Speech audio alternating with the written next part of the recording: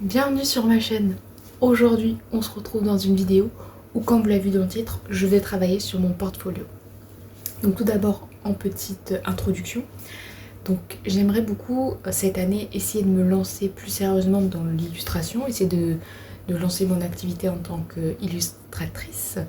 Et donc pour cela, il faut que je me fasse face à la réalité, il faut que je fasse un portfolio. Donc dans cette première vidéo, je vais vous parler d'un faux projet que je vais créer de toutes pièces afin de faire une illustration pour pouvoir le mettre sur ce dit portfolio. Parce que les portfolios, il faut présenter il faut pas juste montrer ses illustrations, il faut montrer ses illustrations dans un contexte qui intéresse la cible qu'on a. Donc la cible que j'ai décidé d'avoir, c'est les maisons d'édition dans ce cas-là, pour les romans de young adult ou de jeunesse, etc. Plutôt romance, ce genre-là. Parce que, pourquoi j'ai choisi cette cible-là? Parce que ça peut être intéressant. Parce que moi, je veux pas changer mon style, je veux pas changer mes dessins, je veux pas changer ce que je fais pour correspondre à une cible. Je veux garder mon style parce que je dessine comme je veux, ok, et je veux que ça reste de cette façon. Donc j'ai essayé de réfléchir dans le sens, moi je dessine ça, à qui ça pourrait plaire, donc à quoi je pourrais l'appliquer. Par exemple, si vous êtes plus du genre à dessiner des motifs, genre beaucoup de fleurs, de verdure, etc., vous peut-être, ce qui pourrait être intéressant, c'est de faire des patterns pour, je sais pas, des packaging de chocolat, de ce genre de choses-là. Si vous faites des paysages, vous pouvez faire des décors de certains de jeux vidéo, ce genre de choses-là, vous voyez des jeux vidéo en 2D. Bref, voilà. Donc moi, la première catégorie que j'essaye de travailler, c'est ma cible de maison d'édition. Donc je vous laisse avec ma voix off et le dessin en fond pour... on va voir ça tout de suite. Voilà. On commence directement avec le sketch que je fais d'abord en tout petit pour un peu mettre en tête l'idée que j'avais un peu plus sur le papier. Et ensuite j'ai commencé à faire le croquis avec un stylo un peu plus fin pour faire les détails. Voilà. Donc, quel est le projet de cette illustration? Donc comme j'ai dit, c'est pour la couverture d'un livre, d'un roman, donc de young adult, de romance, etc. Et donc j'ai réfléchi, pas très longtemps je l'avoue, car j'ai une auteure préférée forever que j'adore, qui est Rainbow Rowell, qui a écrit, je crois que son plus connu, j'ai l'impression que c'est Eleanor and Park, mais ce n'est vraiment pas mon préféré. Et le premier livre que j'avais lu d'elle, c'était le livre Fangirl. C'est comme ça que j'ai découverte. Et donc, je me suis dit, je vais faire la couverture de Fangirl. Comme si on m'avait demandé, en France, pour l'édition française, de faire la couverture de ce roman. Parce que je me suis dit que c'était une bonne idée. Parce que je connais bien l'histoire, que j'aime l'histoire, je sais ce qui s'y passe. Ce qui fait que je pourrais faire une couverture qui correspondrait un maximum au caractère des personnages, à ce genre de choses-là. Voilà. Donc, comme vous voyez, l'illustration, l'idée que j'ai eue, c'était de faire donc le personnage de Kath, qui est en train d'écrire sur son bureau, et avec juste derrière le personnage de Levi, qui est donc le love interest du roman.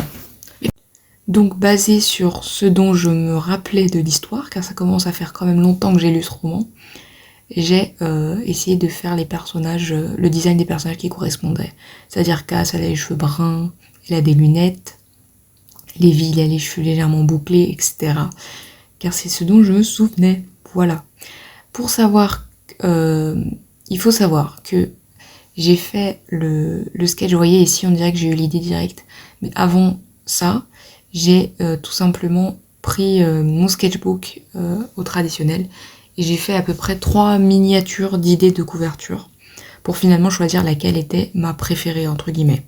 Alors j'ai choisi celle-là parce que je l'aime beaucoup, mais en vrai il y avait d'autres idées de couverture qui étaient vachement chouettes, que j'aurais pu faire, mais je me suis dit que c'était bien d'explorer différentes options, puisque j'essaye ici de montrer le meilleur de moi-même, n'est-ce pas? Voilà. Donc ici je passe au line art. Donc il faut savoir que j'ai fait donc ce dessin sur ma tablette Samsung et pas sur ma tablette qui est connectée à mon ordinateur. Ce qui fait qu'il y avait des moments où elle laguait énormément, mais c'est à cause de moi, hein, c'est ma faute. Je sais pas pourquoi j'ai mis un DPI un peu trop élevé, beaucoup trop élevé, alors que normalement je fais à 300, là il était à 350 je crois, ou 400, ce qui fait que forcément ça ramait un peu des fois, mais voilà, c'est ma faute. Maintenant que je le remets à 300, elle ne bug plus du tout. Donc voilà. Donc ensuite, pour parler de design de couverture, donc ce qui changeait un petit peu par rapport à mes illustrations d'habitude, c'était que je devais penser à où est-ce que j'allais mettre le titre du roman. Heureusement, comment dire, le titre du roman est assez court, c'est un mot, donc c'est plus facile que si c'est toute une phrase, je trouve. Mais bon, voilà. Et l'ordinateur, cette couverture, ce dessin-là m'est venu à l'esprit et c'est celui que j'ai préféré, justement parce que le titre, il était vraiment bien intégré dans l'illustration, c'est-à-dire qu'il était sur l'ordinateur, ce qui fait qu'il remplissait un vide qu'il y aurait eu de base si j'avais fait juste cette illustration avec les deux personnages sur un ordinateur. On aurait juste vu un gros carré gris devant, c'est pas très intéressant. Mais là, vu que c'est une couverture de roman, y mettre le titre, c'est vraiment le lieu idéal, j'ai envie de dire. Voilà. Donc comment j'ai eu l'idée de faire des couvertures de romans? Alors, il faut savoir que ça fait longtemps en soi que je souhaite me lancer dans l'illustration, de construire un portfolio, etc. Mais j'ai toujours eu beaucoup de mal à imaginer qui est-ce qui pourrait être intéressé par mes compétences, parce que j'avais pas l'impression de faire des illustrations qui pouvaient avoir une utilité autre que dessiner des mangas. Voilà. Donc dessiner des mangas, c'est toujours un projet, ne vous inquiétez pas. Mais comme actuellement je suis assez occupée avec mes études, et l'année prochaine encore plus, je peux pas me permettre de, imaginons si je suis éditée, de me lancer dans un manga, enfin dans un contrat avec une maison d'édition pour cette raison. Donc c'est pour ça que je ralentis un peu le rythme à ce niveau-là. Mais sachez que je travaille quand même sur le scénario d'un manga, et j'en parlerai sûrement dans une autre vidéo de tout ce projet-là, où je monte un dossier d'édition. Voilà. Donc, comment j'en suis venue aux couvertures de romans? Bah, écoutez, c'est pas très compliqué. J'ai un peu regardé différentes vidéos, différents moments où comment les gens... quelles idées ils proposaient, et ils parlaient souvent de couverture de romans. Donc je dis, dans les statistiques, c'est les couvertures de romans qui risquent le plus de correspondre à ce que je fais, parce que par exemple, les packaging de produits, genre des trucs de, je sais pas, des produits cheveux ou quoi que ce soit, c'est vraiment pas du tout, je pense, la bonne cible à chercher.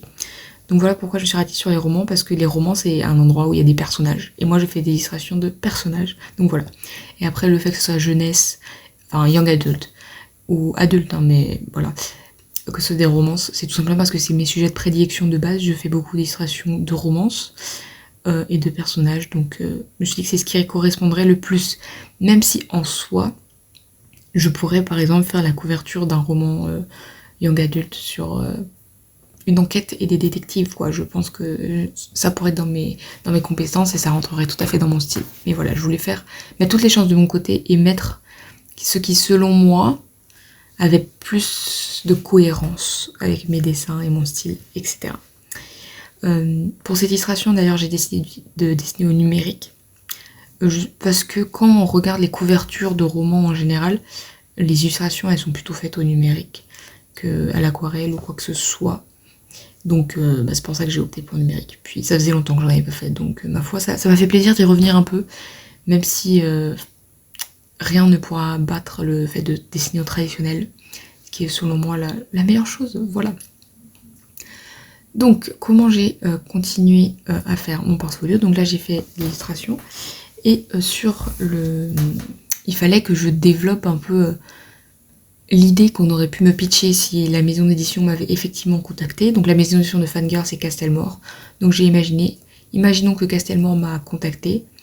Qu'est-ce qu'ils ont voulu et qu'est-ce que moi j'ai fait pour correspondre à leurs attentes. Donc forcément, ils voulaient une couverture de romance, avec les personnages dessus, et il y a un peu des thèmes dans l'histoire, les thèmes de l'introversion, de l'écriture de fanfiction, la romance, etc.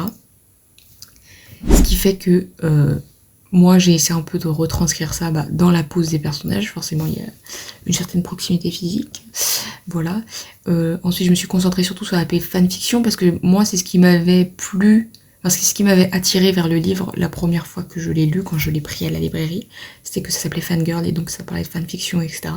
Donc j'ai vraiment voulu mettre ça plus en avant en ayant le personnage principal, donc Cass, qui est vraiment activement en train d'écrire sa fanfiction, car c'est pour moi ce qui était le plus important. Voilà. Donc dans le pitch, c'est un peu ça. Il faut savoir que ça, je vous le montrerai quand je vous présenterai le site final que j'ai fait, que j'ai aussi ajouté un titre, le titre, le nom de l'auteur, ainsi que le logo de la maison d'édition, pour ensuite en faire un mock-up où je mets où j'ai mis toutes mes... où j'ai mis comme si le roman existait vraiment. Donc vous savez, un mock-up, c'est quand on fait qu'on met son design sur un objet un peu en 3D pour qu'on puisse mieux imaginer ce à quoi ça correspond. Donc voilà. Donc comme vous l'avez vu, on passe aux ombres et aux lumières. Et vous avez remarqué que j'ai essayé de filmer un petit peu ma main, parce que je sais que c'est agréable de voir une illustration numérique, pas de filmer l'écran à l'intérieur de la tablette, mais de filmer l'écran avec une caméra. Donc c'est ce que j'ai fait pour une partie, mais j'ai pas tenu tout le long, parce que c'est pas aussi pratique que ça de se filmer, parce qu'on peut pas se pencher aussi bien sur l'écran et tout ça, bref, c'est pas pratique. Donc je vais revenir après à l'enregistrement d'écran. Mais j'espère que cette partie vous aura plu quand même, que vous appréciez l'effort. Voilà. Donc ça faisait très longtemps quand même que j'avais pas fait une colo finie au numérique. Donc il fallait que je retrouve un peu mes repères, mais je les ai retrouvés assez facilement. Donc c'est plutôt chouette. Voilà. Peut-être que je pourrais faire des vidéos où je parle un peu plus des illustrations numériques, comment je m'y prends, quelle broche j'utilise, etc. Je pense que ça pourrait être intéressant, et voilà. Donc je voulais savoir si vous aussi, vous aviez des projets comme ça, si vous voulez devenir illustrateur, dans quel domaine ça serait, parce que ça m'intéresse vraiment de savoir. Donc moi ça serait donc dans le domaine de l'édition, on va dire. J'avais pensé aussi à tout ce qui est papeterie, etc. J'ai mis un onglet sur ça, mais ça, on verra après. Un truc que je voudrais développer, que je suis en train de développer, ça sera le sujet d'une prochaine vidéo, mais je vous spoil un peu ici, c'est de faire de proposer mes services pour illustrer des visual novels, des otome games.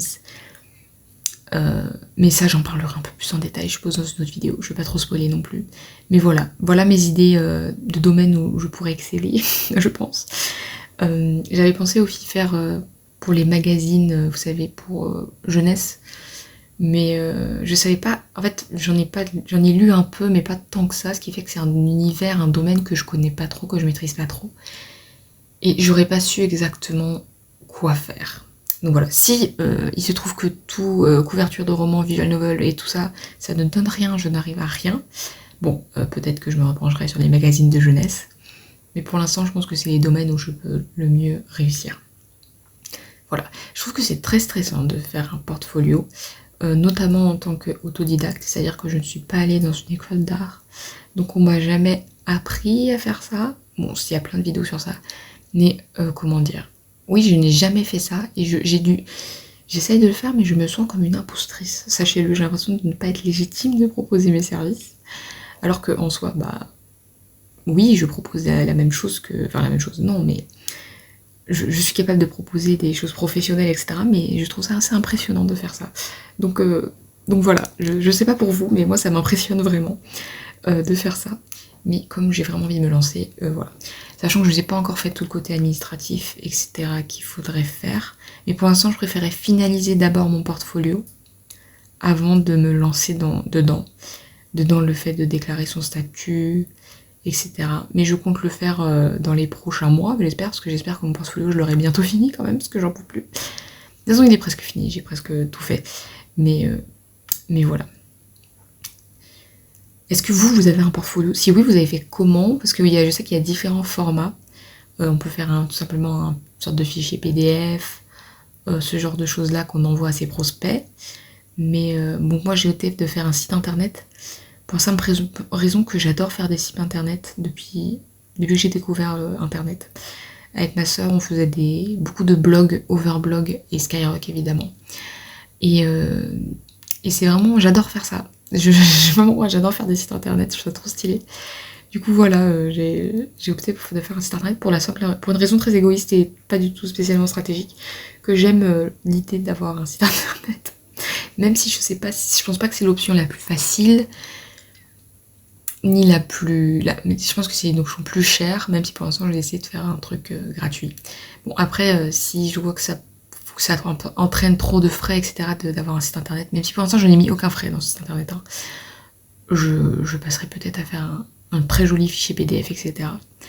Mais c'est juste que ça me semblait plus compliqué étonnamment de faire un joli fichier PDF qui montre bien mes skills, etc. Parce que j'ai l'impression qu'il faut travailler vraiment sur un côté graphique assez important, et moi je ne suis pas graphiste, je suis illustratrice, donc voilà. Est-ce que vous avez lu le roman de Ray Burwell? Est-ce que vous avez déjà lu un roman de Ray Burwell? Sinon, et que ça pourrait vous intéresser, je vous recommande vivement, si vous aimez les romances douces, je dirais, à mon avis, pas les romances de type... je sais pas, je n'ai pas... J'ai que les titres nuls, genre After, Bridgerton, les romances explicites, on va dire. Ce n'est pas du tout ça. C'est des romances douces, mignonnes, délicates. Il y a certains de ces romans qui sont pour young adult et d'autres qui sont pour adult. Mais c'est pas à quel point c'est explicite, mais c'est plus dans l'histoire, avec quel type de personnage ça se passe et quels sont les thèmes abordés à un niveau plus psychologique, on va dire. Par exemple, le Fangirl, là dont je fais la couverture, c'est un young adulte parce que ça parle de l'arrivée à l'université, etc., découvrir, devenir adulte. Donc c'est pour ça que c'est un young adulte. Voilà. Enfin, j'ai fini de faire la couleur de Cath et je peux pouvoir passer à Levi. Voilà.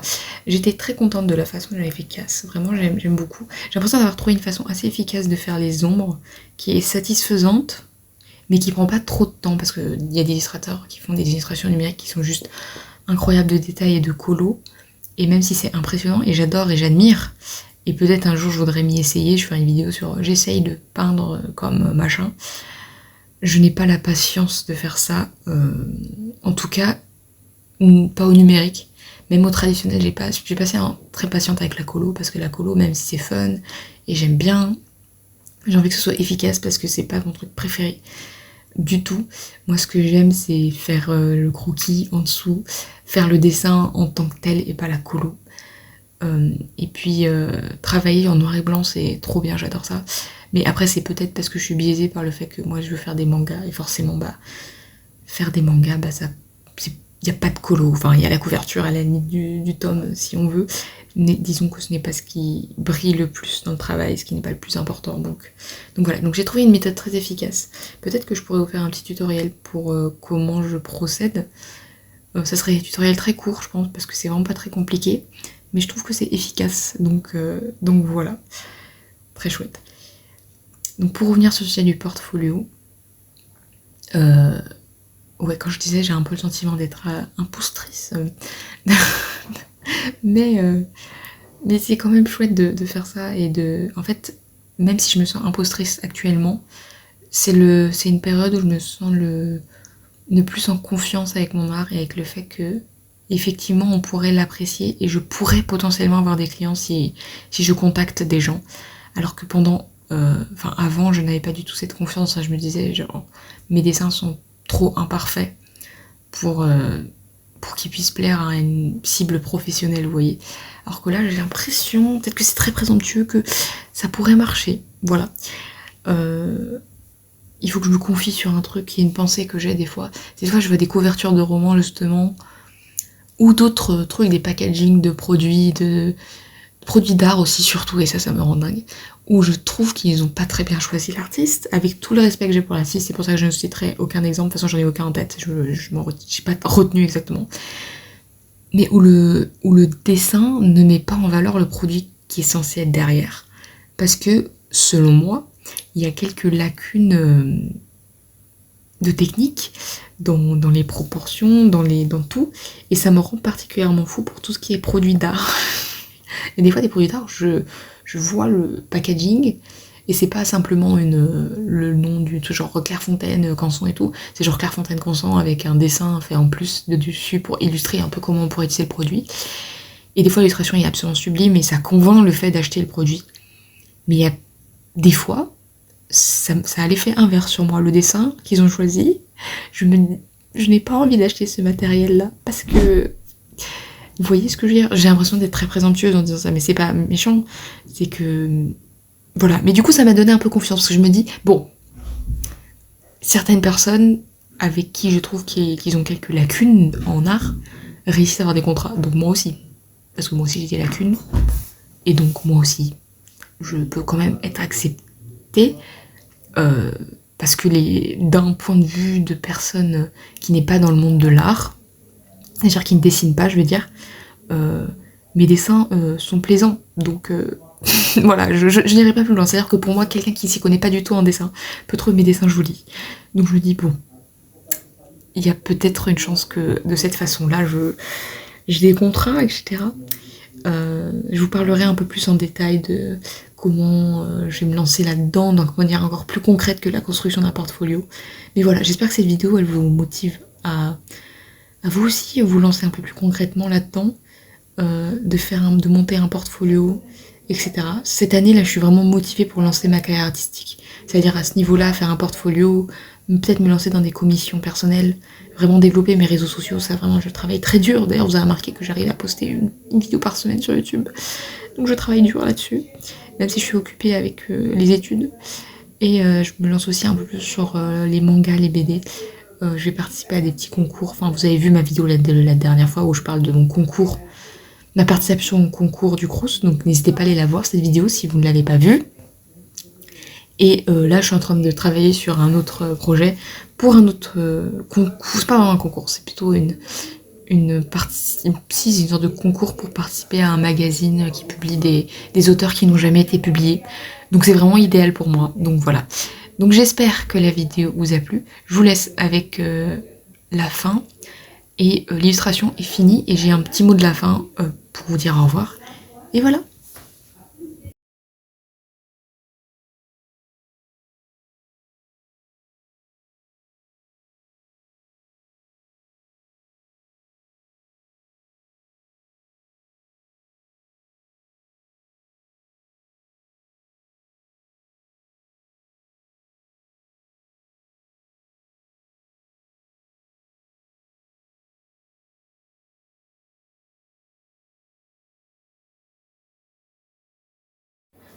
Merci beaucoup d'avoir regardé la vidéo, j'espère que le dessin vous a plu, que ça vous a motivé aussi à peut-être vous faire votre portfolio.